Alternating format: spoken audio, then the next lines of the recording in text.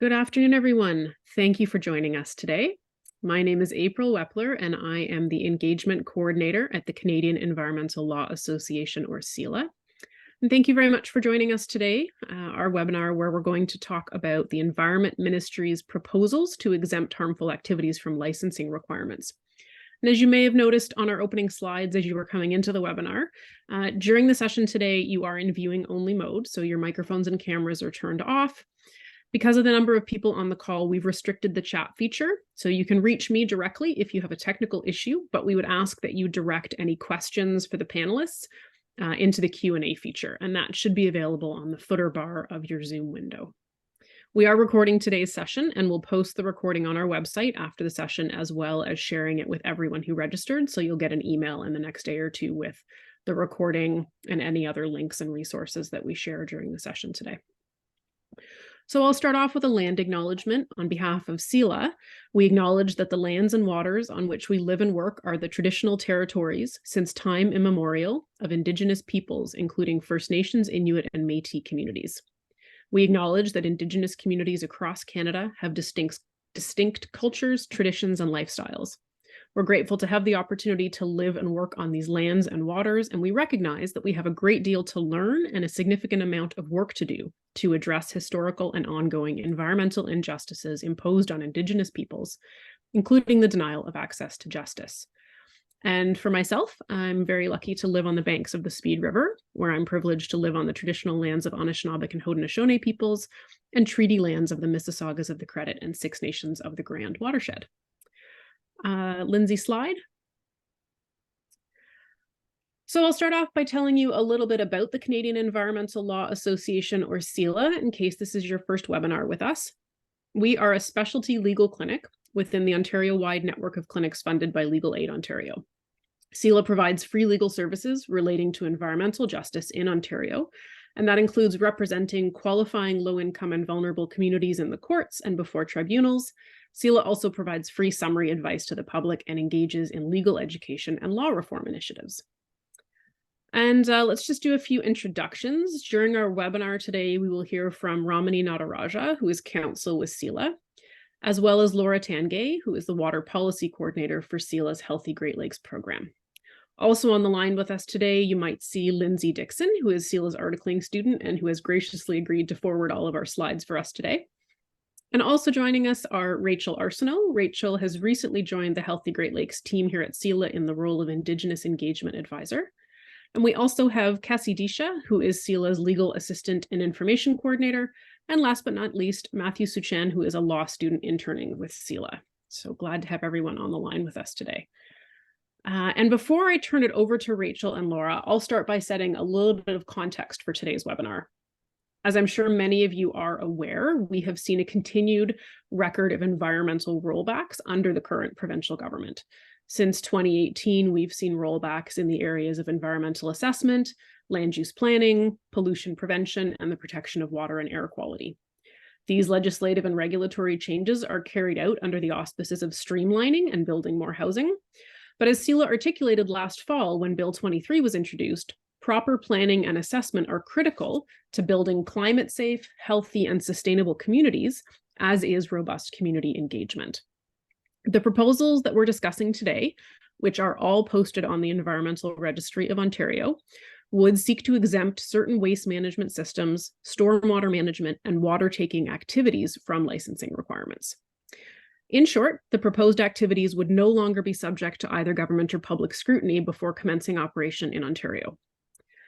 In a moment, I'll turn the microphone over to Ramani, who will talk more about the waste management portion of the proposals. Then Laura will tell you more about the water implications. Then I'll come back and talk about the ways you can comment on these proposals, and we'll open it up to questions. You'll note that we did allow an hour and a half for this webinar, but I'm expecting that we won't need that long and we can give you a bit of your day back. So really quickly before we get into the webinar, I just want to do two quick polling questions to get a better sense of who we have on the line. So if you can take a moment and just tell me what sector you feel you represent today, that would be really helpful. And I'm just going to leave this open for another few seconds. So I can see lots of responses still flying in.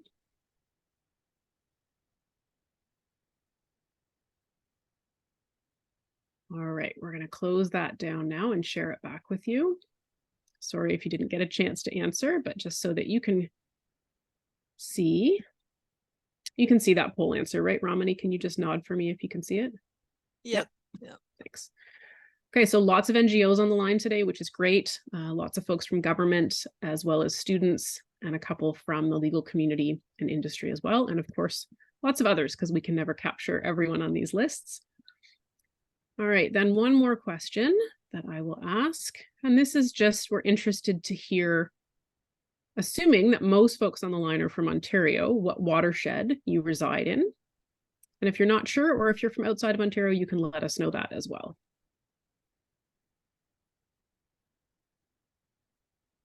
Are you able to see that poll up on the screen? No. Okay, one sec. Oh, interesting. It's not letting me relaunch it. Let's try one more time. There we go.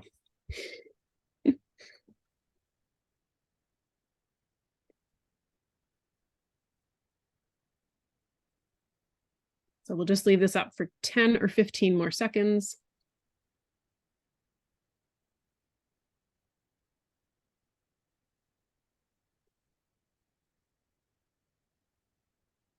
All right. So as we often see, lots of folks here from Lake Ontario, which is great, but also quite a few from Lake Huron, Lake Erie, St. Lawrence, and lots from perhaps outside the Great Lakes watershed as well. So that's great. Welcome, everyone. All right. So at this point, I am going to pass the microphone over to Ramani to talk more about the proposals. Thank you, April. Maybe we could have the next slide. Let's go back up.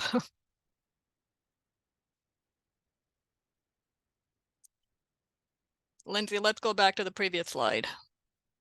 Okay. I want to begin by providing sort of more of a background about CELA in the context of environmental approvals. As April mentioned, we are a legal aid clinic specializing in environmental law. CELA represents low-income individuals and vulnerable and disadvantaged communities in litigation before administrative tribunals and the courts.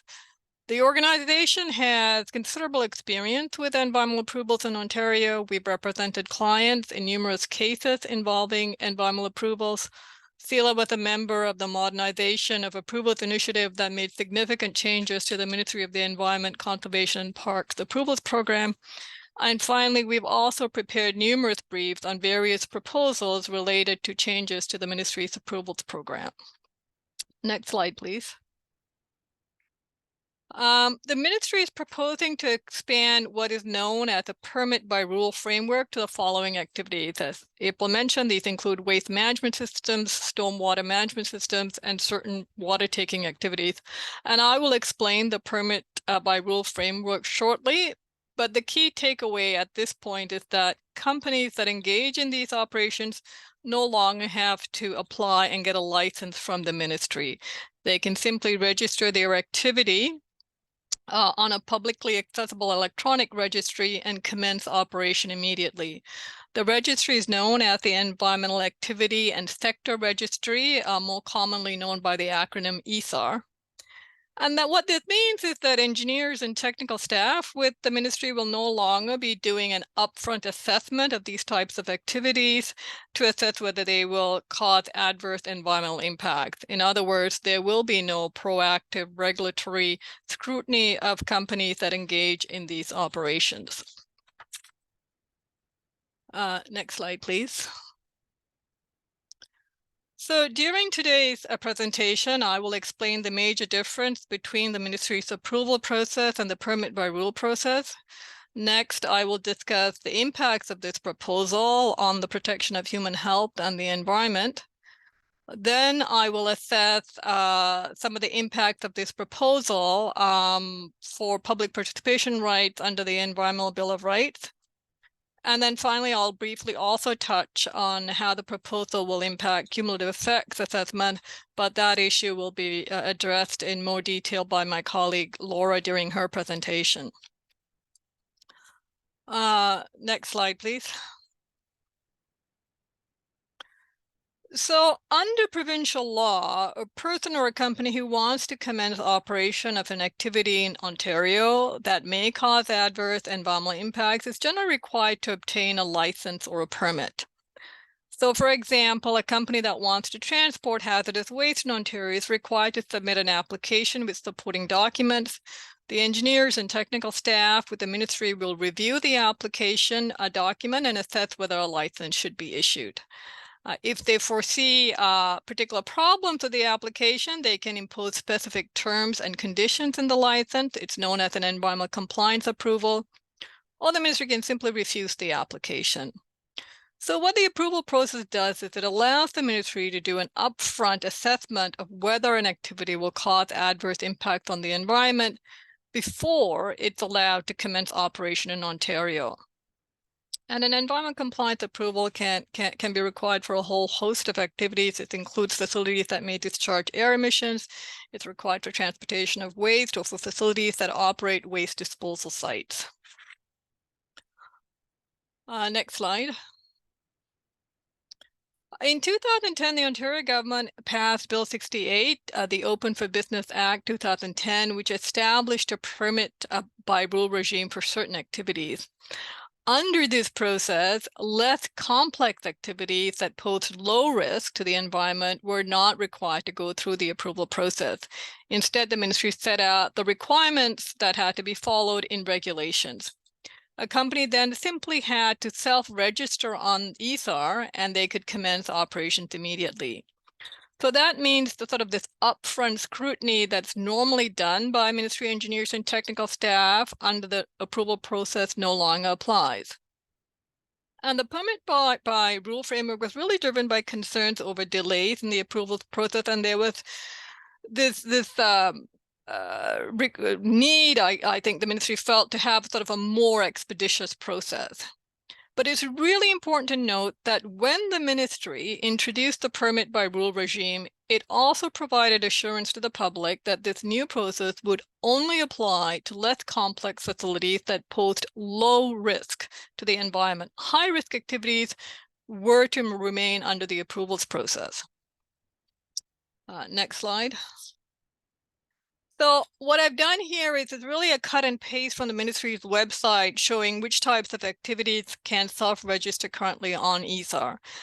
You'll note that certain activities involving air emissions is on top.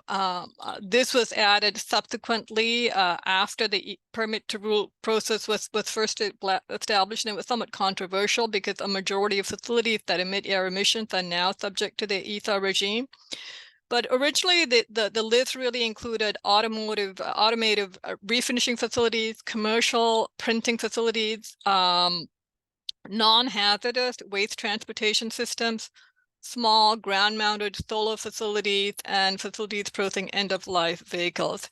And beneath that list of activities in blue, you'll see the regulations that were enacted, setting out the regulatory requirements that apply for each type of operation.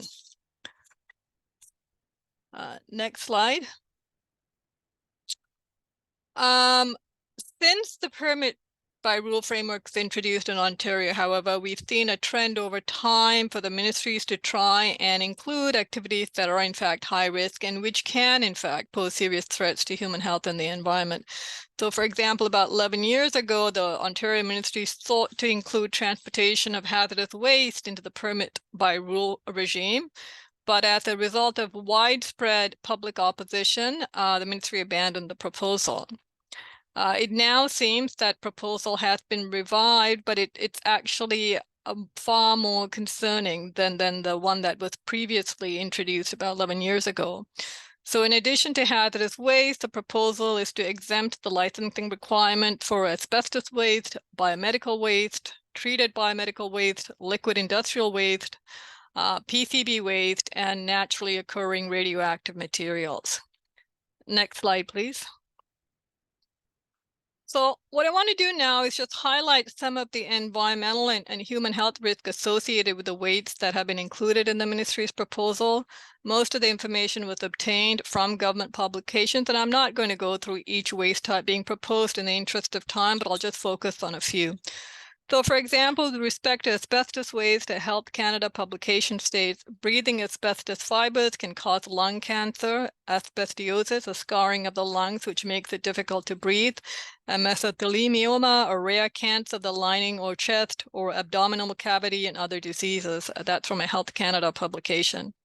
With respect to biomedical waste, an Ontario government publication states that although biomedical waste is estimated to represent less than 10% of the waste generated by the healthcare field, it poses risk to public health and the environment, and therefore must be segregated and managed accordingly. And an environmental journal article has pointed out that inadequate disposal of biomedical waste can cause serious health impacts to humans and may lead to the transmission of diseases such as typhoid, cholera, and hepatitis through injuries from sharps contaminated with blood. Next slide. So hazardous waste. Hazardous waste, I think by its very definition, poses environmental risk. According to a ministry publication, hazardous waste are waste that, when present in quantities and concentrations that are high enough, pose threat to human health or the environment if they are improperly stored, transported, treated, or disposed. According to the ministry, improper management or disposal of hazardous waste can have direct or indirect impact on many aspects of the environment, human health, and the economy. And that's from the ministry's guidance manual for generators of liquid industrial and hazardous waste. Next slide. With respect to PCB waste, Health Canada has stated that adverse effects associated with exposure to PCBs include a severe form of acne, chloroacne, swelling of the upper eyelids, discoloring of the nails and skin, numbness in the arms and or legs, weakness, muscle spasm, chronic bronchitis, and problems related to the nervous system. The International Agency for Research on Cancer has concluded that there is some evidence to link long-term high-level PCB exposure in occupational settings to an increased incidence of cancer, particularly liver and kidney cancer. And that's again from a Health Canada publication. And finally, with respect to naturally occurring radioactive materials, which goes under the acronym NORM, that can include naturally occurring uranium found in soil and rock, which upon breakdown can release radon.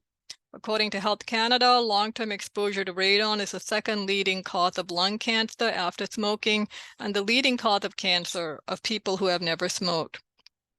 And as I mentioned, much of the description of these types of adverse effects associated with the waste that the ministry is proposing to include are from government publications, both the provincial and as well as the federal government. And I've highlighted them not with the intention of being alarmist, but simply to point out that the type of waste cannot be by any means be considered low risk to the environment. The transportation of these types of waste are simply too dangerous to be included in the permit by rule regime. Next slide. So another indication of the serious threats posed by these types of waste is also reflected in the penalty provision under Ontario's Environmental Protection Act. So for example, for offenses dealing with haul liquid industrial waste or hazardous waste, the penalties are much more stringent than for other environmental offenses.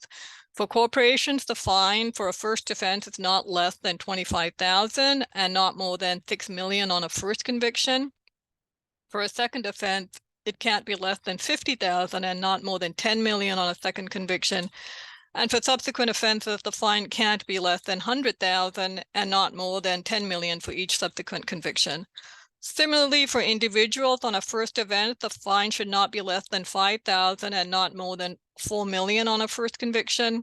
For a second offense, the fine can't be less than $10,000 and not more than $6 million on a second conviction. And it goes even higher for subsequent offenses. And there's also a possibility of a jail sentence. Now, the courts rarely impose anything close to the maximum fine, but the maximum fine is a factor the court can consider in assessing the gravity of the offense. And I'm showing you the fine structure because I think, again, it reflects the fact that offenses involving hazardous waste and all liquid industrial waste are considered to be very serious offenses here in Ontario. Next slide. And I think you need to consider the ministry's proposal again in the context of Ontario's regulatory regime over hazardous waste management, which really was established in response to a lengthy history of serious problems related to the generation, transportation, storage, and disposal of hazardous waste. And these problems have continued. So, for example, in a 2007 annual report on hazardous waste management, the Auditor General of Ontario noted that over half of the carrier application tested were missing required documents such as detailed operational plans and proof of specialized driving. Next slide. The report also found there were instances where the shipments of hazardous waste received was less than the quantity shipped by the generator. There was no explanation for or follow-up on the discrepancy, and the Auditor General stated that there is a risk that a significant amount of hazardous waste may not be disposed of properly. Finally, the report also states that inspections have indicated that there is a significant level of non-compliance in every sector of the hazardous waste industry, and that includes waste generators, carriers, storage sites, and disposal facilities. So last week, when the Ministry of Environment held a webinar about the waste proposal, I specifically asked ministry staff about the current compliance rate of the hazardous waste sector, and they were unable to respond to that. And so that raises very serious concerns that the ministry is proposing to deregulate an activity in a sector that is known to have had a very poor compliance rate, and where there doesn't seem to be any current knowledge about the current level of compliance within this sector. Next slide. The proposal will also eliminate very important public participation rights under the Environmental Bill of Rights. The Environmental Bill of Rights is a law that was enacted over 30 years ago that established public participation rights in the government's environmental decision-making process. And there are two major public participation rights. One is the notice and comment right, and the second is the appeal rights. So the EBR requires that government ministries to post notice of a proposal to issue an instrument, such as an environment compliance approval, on an electronic registry and provide a minimum 30-day comment period to allow the members of the public to write in and provide their comments.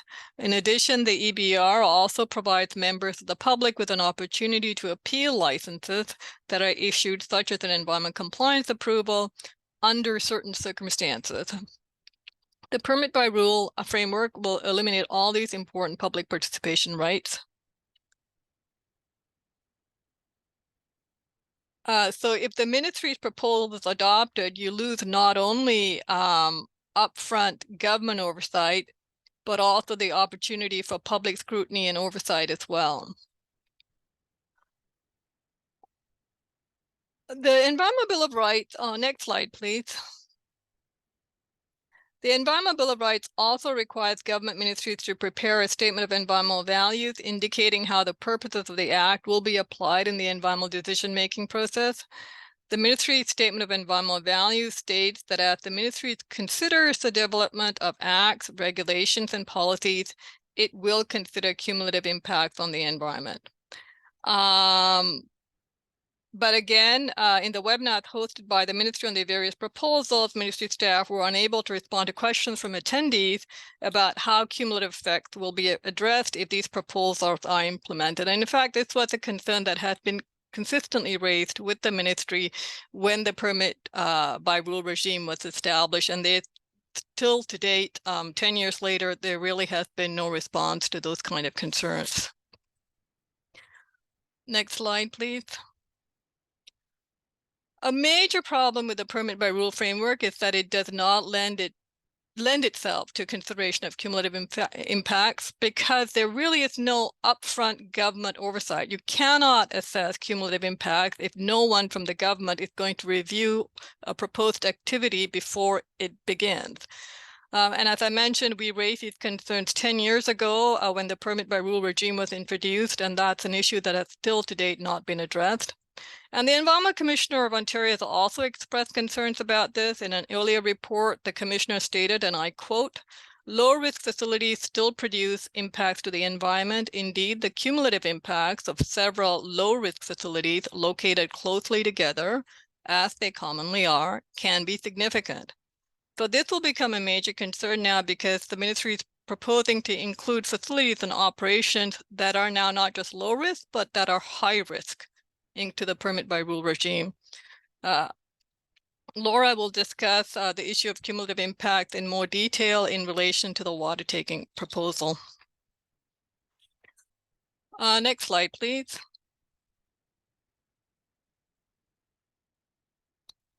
The ministry is also proposing to remove the financial assurance requirements that currently only apply to PCB and biomedical waste haulers. Financial assurance requirements are intended to guarantee that waste haulers can cover the cost of cleanup in the event of a spill, and it can be in the form of cash or by some other means, such as an irrevocable letter of credit. Essentially, it's to ensure that the public is not left on the hook for cleanup costs if there's a spill of hazardous waste during transportation.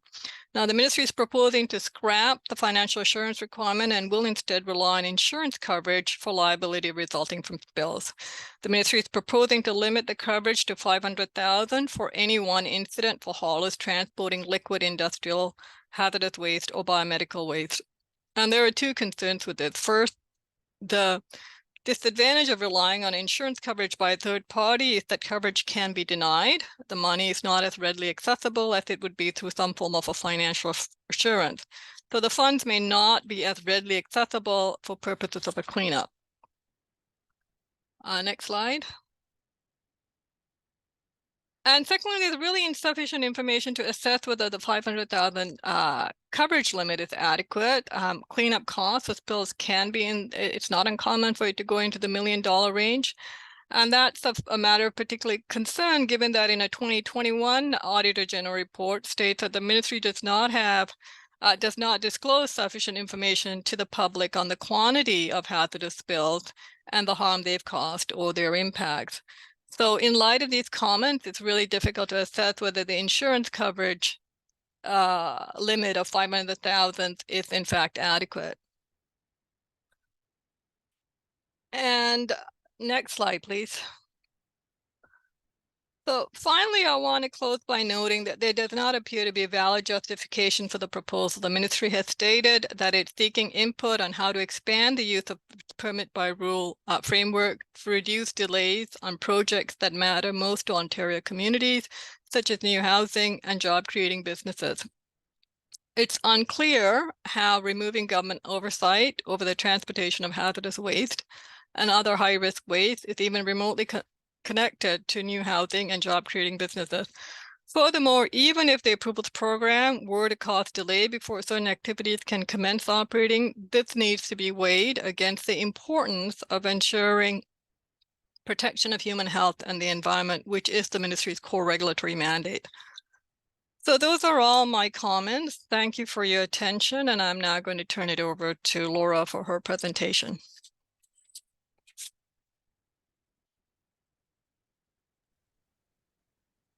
Thanks so much, Ramani. So I'm Laura Tanguay. I'm going to talk a little bit about the proposals under water taking and also for the stormwater amendments. So these are two different EROs. I'm going to start with the water taking proposals,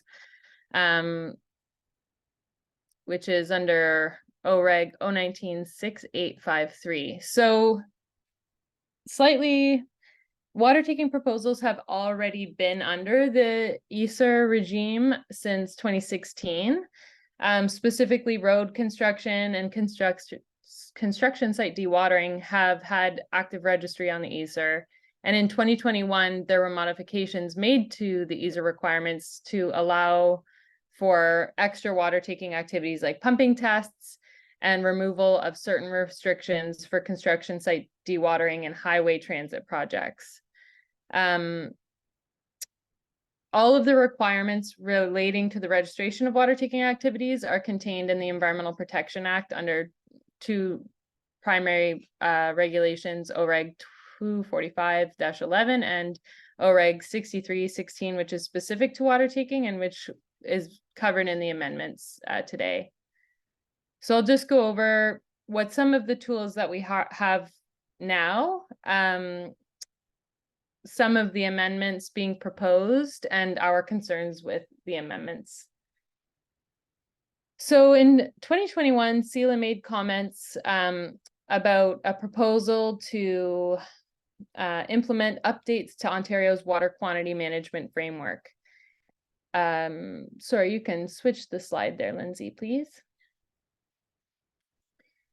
In that submission, CELA highlighted that OREG 38704 under the Ontario Water Resources Act, which this current proposal would like to amend, was an outcome of Ontario's review of the water management framework in 2004, and was part of an overall commitment to meet the recommendations of the O'Connor inquiry to strengthen rules on water taking following the Walkerton crisis. So the purpose of the Act is to recognize that Ontario's water resources are essential to our long-term environmental, social, and economic well-being, while the purpose of the regulation is to provide conservation, protection, and wise use and management of Ontario's waters. So at the time, CELA made detailed comments to support some of the regulatory changes being made and to provide additional recommendations about how the permit to take water could be enhanced.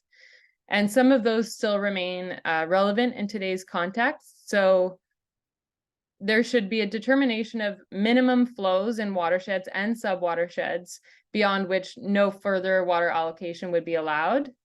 We believe that a precautionary approach should be operationalized in the government's decision-making process regarding the province's water resources. And we believe that the director should have the authority to impose water taking prohibitions under a prescribed time frame in areas that are ecologically sensitive or have serious water quality or quantity issues.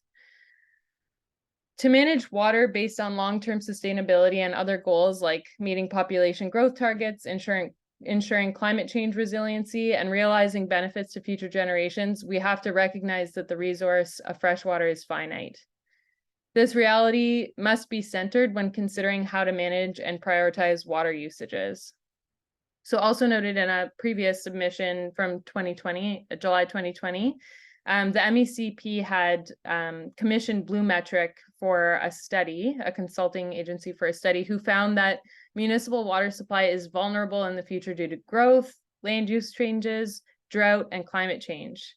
And in fact, they found that certain areas of the province, such as Guelph, Wellington County, and Orangeville, it's anticipated that there will be challenges meeting future municipal supply needs.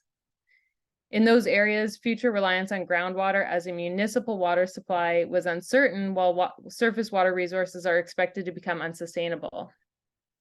So these are some of the reasons that we believe in a more comprehensive, assessed approach specific to regions and municipalities' needs for managing water supply, including groundwater.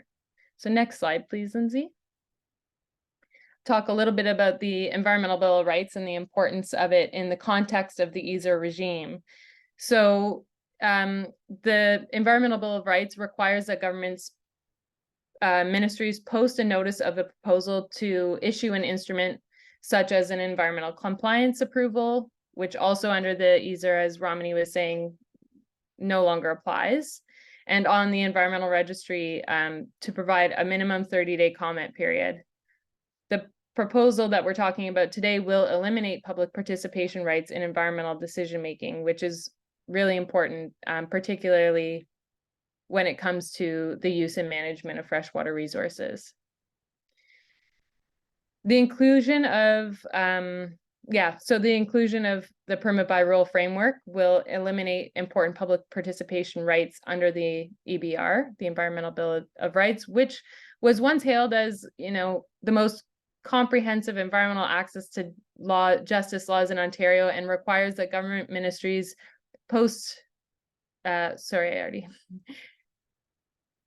ERO has been has dramatically improved public participation in the environmental decision-making process, and it has also improved environmental outcomes. Thousands of people use the registry each year to comment on government initiatives and have used EBR applications and appeals to convince the government to overhaul legislation, change approvals, and bring in new environmental protections. CELA is concerned that the ministry's expansion of the permit by rule framework will eliminate Ontarians' right to participate in this important environmental decision-making. And under the second point here, the environmental compliance approval it's giving the director an important public policy role in determining which types of activities will receive approval given the competing demands placed on finite environmental resources. So if the director isn't satisfied that an activity is environmentally acceptable, it can refuse to grant an approval. But in contrast, under the EISR regime, whether it's assessed or rules-based, it doesn't lend itself to the independent upfront scrutiny that is undertaken by the ministry's approvals program, as Ramani was saying earlier. So unfortunately, this maybe the leanness of environmental regulations to benefit expediting construction for water taking for construction will be done at the expense of ensuring environmental protection in Ontario. And next slide, please, Lindsay. So just to get into the specific proposal here, again, under the ERO 019-6853, and the title of it is Streamlining Water Taking for Construction Site Dewatering and Residential Foundation Drains. So we'll talk first about construction site dewatering. So Ontario wants to remove the current volumetric water taking limit of 400,000 liters of groundwater per day with regards to taking groundwater for dewatering of one or more areas within a construction site. So currently the 400,000 liters a day restricts eligibility to register the activity on the EISR. So this proposal would allow all construction dewatering activities, regardless of the dewatering rate or volumetric limit, to register on the EISR, which would replace any permit to take water as an instrument governing water taking at the site.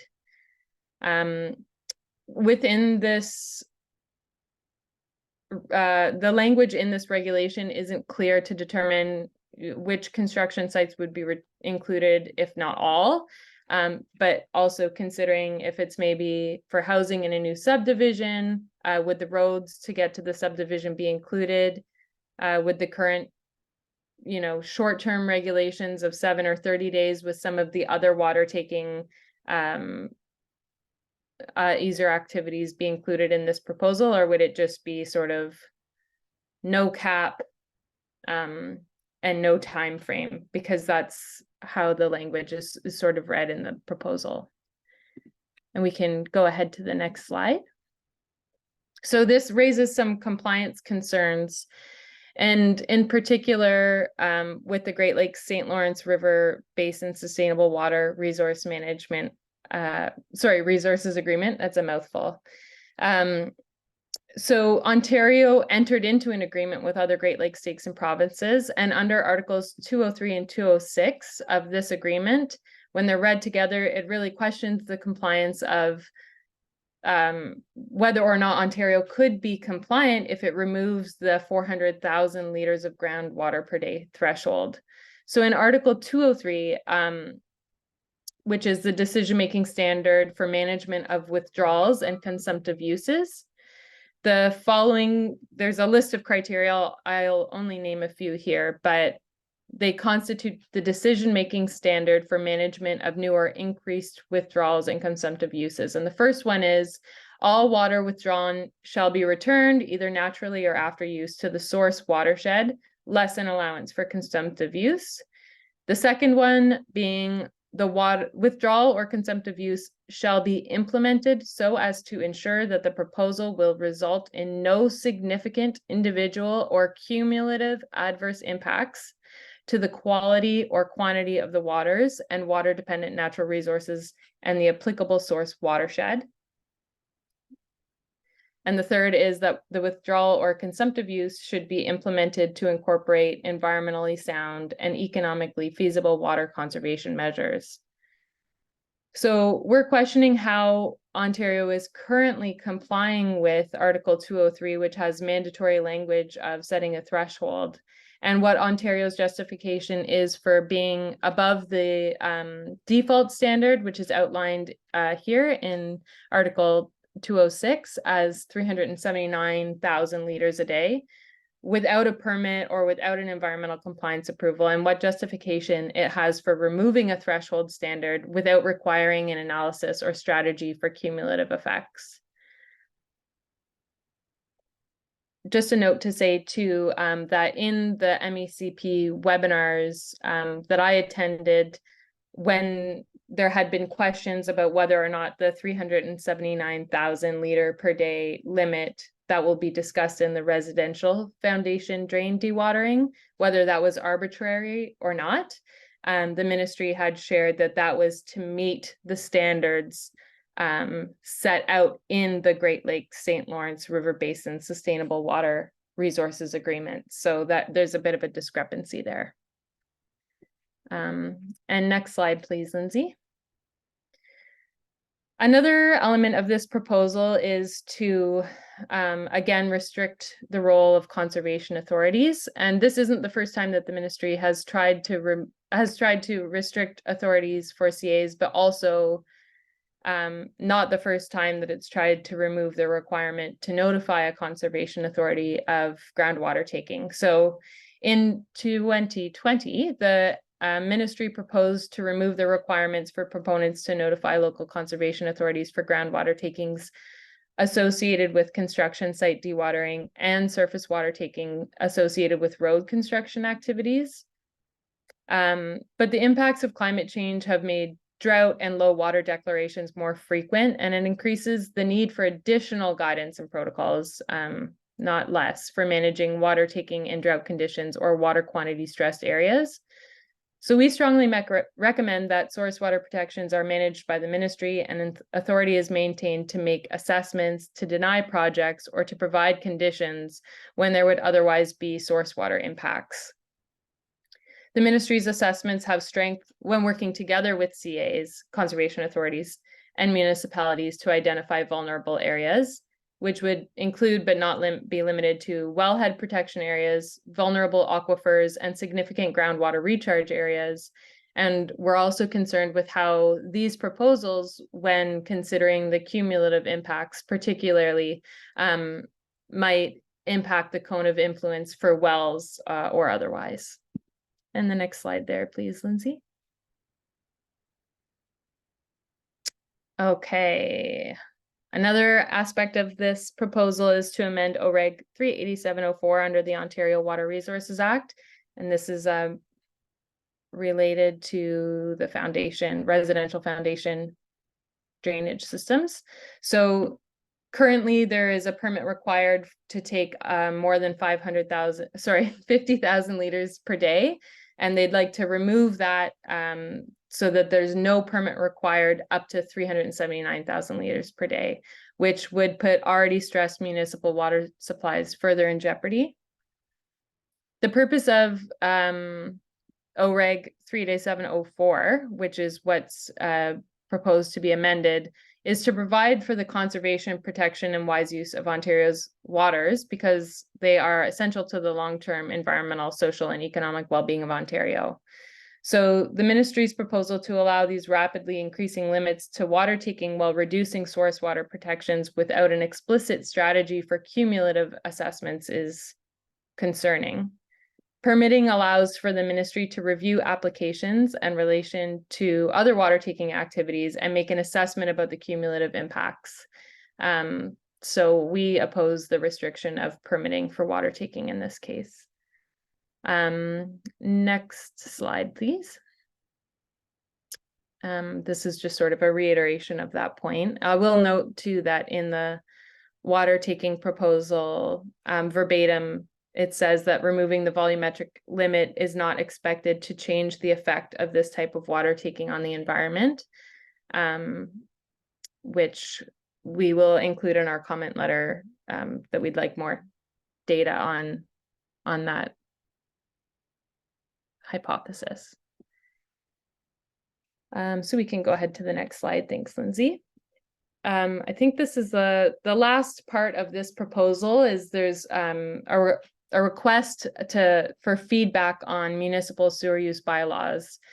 Specifically, the question is, why do municipalities impose such stringent criteria for developers, such as requiring the design of treatment systems for foundation drains to meet sewer use bylaw criteria that are more stringent than drinking water standards?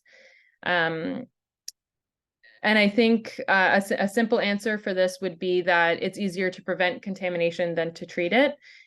So we strongly support municipal enforcement of set criteria for what these drinking water standards would be and source point protection. And again, following the Walkerton crisis, laws and regulations that have been put in place to prevent the initial contamination of source water, as well as to ensure that water treatment systems are capable of removing any dangerous substances before water reaches the tap. So this is all a part of that approach. And though source water protection is less visible, it is a really essential piece of the puzzle. That's a quote from our executive director. Though through regulations, there's an effort to stop contaminants from entering the source of drinking water in the first place. We can move to the next slide there. So the next proposal that I'm covering is the streamlining of stormwater management under the EASR. So this is ERO 019-6928 if you're interested in looking up these proposals more closely, particularly if you're interested in writing a comment letter yourselves. So this proposal, first I'll just talk a little bit about what stormwater management is and why it's important. So again, these are sort of repetitive management issues for CELA and the wider environmental organization communities trying to work with the ministry to ensure that there are safeguards here. So in 2019, CELA wrote a letter on Bill 132, which was the Better for People, Smarter for Businesses Act of 2019. And the goal of this bill was to cut red tape for business. And here we are again. So the comment letter in 2019 highlighted the lack of equity scope in the proposal, though it did acknowledge that the government planned to invest in 37 clean water, wastewater, and stormwater infrastructure improvement projects for First Nation communities across the province. The discussion paper was silent for all other communities, and CELA reiterated that the social perspective plays an important role in the effective management of wastewater and stormwater. So like Bill 132, the proposal we're discussing today has very limited involvement with the public, a 60-day comment period, but when asked in MECP webinars what the reach of community engagement was and whether there had been engagement with Indigenous communities who would be likely to be affected, or if there had been an extension of the duty to consult, there was no answer given there. Historically low-income housing areas and Indigenous communities have suffered various health risks due to unmanaged wastewater and stormwater. And in order to create a successful and sustainable management plan, engaging those who have been most affected is really important. There's no one solution fits all, so solutions to wastewater and stormwater management must be specific to the location, and this should be kept in mind by the government. Although it's really nice to have a comprehensive province-wide environmental protection policy to set standards, municipalities and conservation authorities need to have power to create detailed guidelines based on their specific social, environmental, and economic demography. We can go to the next slide. So this another part of this proposal would require the removal of an environmental compliance approval, which we talked talked about in terms of the water taking proposal, and Ramani discussed it as well. But to reiterate, the environmental compliance approval gives the director an important public policy role to determine what activities can use finite environmental resources, and that would be restricted under this proposal for stormwater. And next slide. So this proposal is to expand on the exemptions in OREG 52598 for low impact development works. The existing regulations establish sector specific contaminant limits before discharging back into Ontario's water bodies. And for this reasons, the ECA is an essential tool for stormwater management. So we don't want this to be exempted. And also there was a note in this proposal that it would these exemptions would be included for railways, including Metrolinx projects. So in reviewing this proposal, the justification for removing the ECA is to remove the wait time and to accommodate ministerial review and allow industry to proceed immediately following self-registration. But this argument raises concerns for the ministerial capacity when there's an influx of projects that move from the commencement phase to monitoring and compliance. And we're concerned about whether or not there will be sufficient capacity to do follow-up and monitoring and compliance efforts when all of these projects go through. Can go to the next slide, please. So there's also a proposal to amend OREG 28707 under the Clean Water Act to remove select policies included in source protection plans under the assumption that they will adequately be managed through rules when you self-register on the ESER. And this the ministry proposes to transition the responsibility from government oversight for source water protection plans to a licensed engineering practitioner to assess and identify whether stormwater management works will pose a significant drinking water threat in a source protection plan. So if the licensed engineering practitioner determines that the works are a significant drinking water threat, they will be required to consider additional management measures. We have already learned about privatization and tightening economic expenditures at the expense of protecting drinking water. And I think that the purpose of the Clean Water Act to be iterative is an essential part of source water protection, which I'll talk about in the next slide, actually. So the Ontario legislature enacted the Clean Water Act to allow for a multi-barrier approach to protect drinking water and establish a process for developing enforceable source water protection plans that protect drinking water sources. So the justification for this proposal being to reduce the burden negates the instinct of the multi-barrier approach. And as the mandates for stormwater and source water protection are really different than the mandates for the EASR, these regulations would not be duplicative. So CELA opposes this proposal to amend the Clean Water Act and regulate source water protection under the ESER regime. I'm going to leave it there for now, and I'll pass it on to April. Great, thanks very much, Laura. All right, next slide, Lindsay. Okay, so we have lots of questions coming into the Q&A box, which is fantastic. I'm thrilled to see those. I've been answering a few of them while Laura and Ramani have been presenting, but we have lots for discussion. I'm just going to take a minute and speak to the action options or the ways that you can respond to these proposals, because I'm hoping that'll answer a few of the questions. So just briefly, there are a few different ways that you can take action on this proposal. I've seen some good suggestions in the Q&A box, like reaching out to your local MPP, contacting your local media. If you have relationships there, go for it. But the ways that we're going to talk about here are that you can send an email, and you can also submit a comment through the Environmental Registry of Ontario. And there's a screen grab there of the Environmental Registry website, just so you know what it's going to look like when you go in. Next slide, Lindsay. So in terms of sending an email, this is probably the easiest way that you can send in comments. So we've got the email address here for you. It's permissions.modernization@ontario.ca. It is important that you include the ERO numbers in the body of your email. So we've talked about 4 different proposals over the course of the webinar. These are the numbers that are listed there. I'm also going to put into the chat box a link to CELA's Action Alert webpage. I'll talk more about it in a moment, but all the information that we're sharing with you today around how to send in your comments will be on that page as well.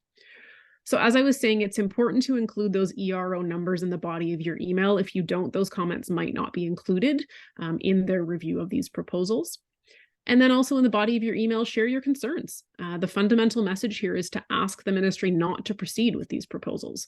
And then in terms of the other comments that you can make in your email, we'll talk a bit more about that in the next slide. Go ahead, Lindsay, next slide. Before we talk about the body of your comments, you can send an email. You can also submit your comments online. So we have the links here. These will be circulated to you, but as we mentioned, there are 4 different proposals and you can determine which one you would like to respond to. Next slide. And if you do decide to go online to that Environmental Registry of Ontario website that I showed you the screen grab of, and you then go into one of the proposals, you'll see this screen. So this is the first of the 4 proposals that we've discussed, and you'll see that big blue submit a comment button. So you're going to hit that button, and then you're going to have the option of registering for an account, which you do not have to do. You can go ahead and submit a comment without registering, and then you go in, you share your comments, and you go from there. Next slide. Okay, so I mentioned that we have a CELA Action Alert page, and I'll share that link in the chat in just a moment. If you scroll down on that Action Alert page, there's a nice big section that's titled Potential Impacts, and we've given you some language there around the overall impacts, as well as some specific impacts of each of the proposals. You are welcome to use that language. If these concerns align with yours, you're welcome to add your own concerns. The overall message, as I said, is we're urging the ministry to not proceed with these proposals. And I'll just briefly note, because I saw a few questions about this in the chat, we think it's really important that you send an email or share a comment that is specific to you, that has your concerns in it. You're welcome to use our language, but we think it's important that the ministry receive a lot of different comments as opposed to just one form letter a lot of times, so that they can see there's really genuine concern about these proposals. Next slide, Lindsay. Okay, and I did mention off the top, another option is to contact your MPP. It's really important that they be aware this is on the minds of their constituents. This is the website for finding your MPP, if you don't know who your MPP is right now, and this is what you would see if you went in to that website. Next slide. Okay, so we are going to move to discussion, but I won't be recording the discussion portion of the webinar. So just before we transition away from the slides, I'm going to just mention that we do also have the Canadian Environmental Law Foundation. If you haven't heard of it, it's the charitable arm that CELA works with. They have their own programming around education and outreach, and really promoting public participation in environmental decision-making. They run a great archive with lots of the history of environmental law in Canada. It's also what funds our articling student every year, and some other programming. And so I mentioned that, Lindsay, next slide. We offer all of these webinars for free. We are happy to do that. We're happy to make this content accessible, and your support is critical to ensure that we can do this sort of work. So if you are in a position where donations are possible, this is the option for doing that. Next slide. Okay, and then just our contact information, get that up on the screen just in case we lose anyone over the next half hour. We want to make sure you have our website, you have our general email address, and you have our phone number.